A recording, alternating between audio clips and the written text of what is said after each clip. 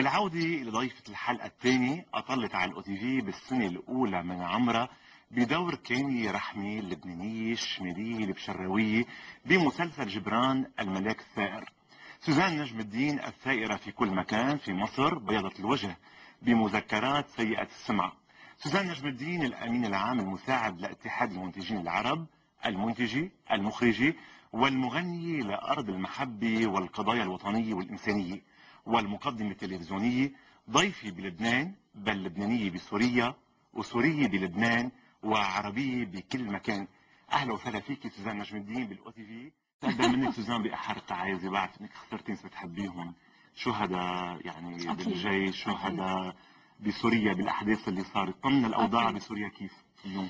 الحمد لله الحمد لله نشكر الله، يعني بتمنى هالأزمة تمر على خير، وبتمنى انه سوريا العظيمة يعني فاتحة حضنها لكل العرب ولكل الدنيا يلي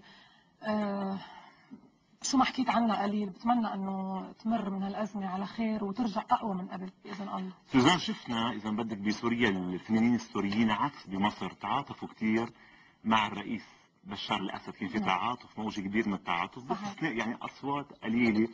تبرعتوا انتم دغري الممثلين، وصفتوها بالنشاز بالاصوات اللي انقلبت على مواقفها السابقه. انت وين بالفرز بهيدا الفرز؟ هلا شوف لاقول لك شغله، هلا في وطن، في وطن عم بيموت، في وطن عم ينطعن من نص قلبه. فما بصير هلا انه نحن نقول مع ولا ضد، نحن كلياتنا مع هذا الوطن وكلياتنا مع قائد هذا الوطن بهي الفتره. نطلع من هالازمه اللي بده يفرز بقى يفرز لوحده، بس هلا في وطن اغلى من الكل، المفروض كلياتنا نوقف معه ونكون ايد وحده. في وقت للاصلاحات، في وقت للنزيف، في وقت للجرح انه يندمل بالاول.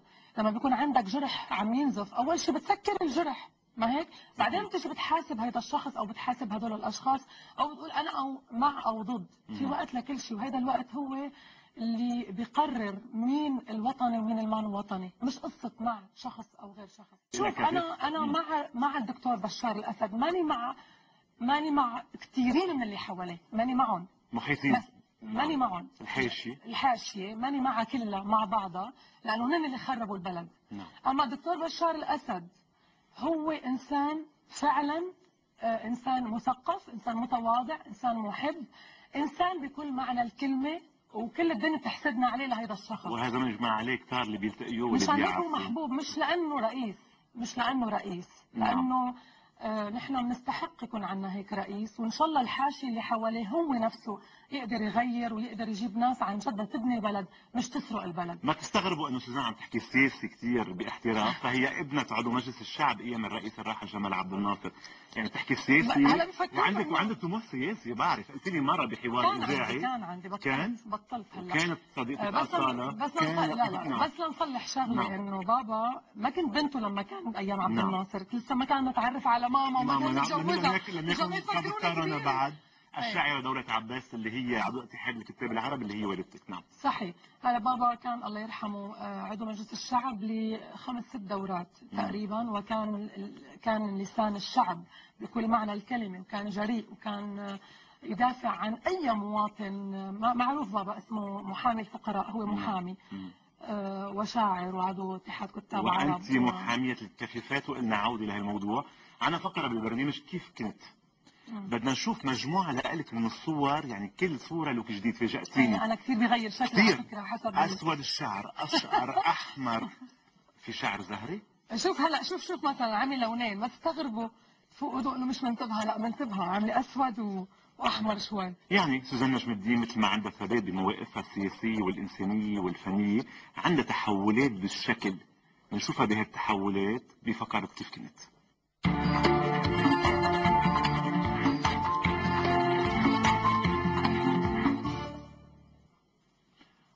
هيدي الصورة أنا وأنت باستديو صوت الغد. تتذكر شو حلو؟ شو حلو، كان لقاء كثير مهضوم. خبر بألوان عن رحيل والدك. الله يرحمه البابا حبيبي. تبادل الأدوار، يمكن هيدي عن الفاروق إنه غيرت الدور. غيرت مضبوط الدور. غيرت الدور. شو بتتغيري كثير بسرعة. أمين عام مساء. بعدك أمين عام. هلا بقول لك. هلا بنحكي. هلا بقول لك. ليكي هون هون صغراني كم سنة. هلا على فكره انا كثير بغير اللوك تبعي حسب الميك اب والشعر كثير. هلا فيني اعمل لك 20 لوك اليوم، هيدي صغيره وكبيره. هيدي من نسرينا. شعرك اشقر ومجدول وطويل. مغير انا كثير. بصوت الغد. شو انت كمان مغير كثير. كنت سمون نحسان هلا هون. احلى. اوكي. اول سؤال هيدا، شو عم بيصير بسوريا؟ وليه؟ رجعنا على سوريا. بالقلب دغري.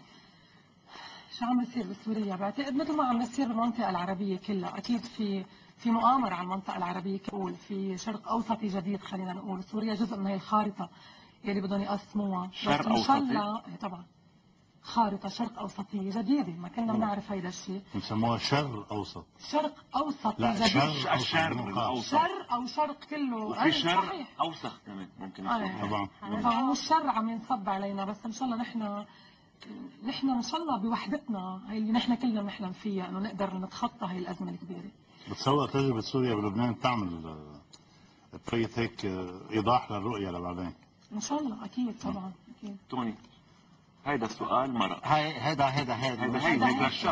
هلا لنرجع اكيد بهالمناسبه خليني اسمح لي انه إيه. اترحم على كل الشهداء وعلى كل نقطه دم نزلت بسوريا من المواطنين ومن الامن ومن الشرطه ومن كل السوريين اللي راحوا فدا لهذا الوطن.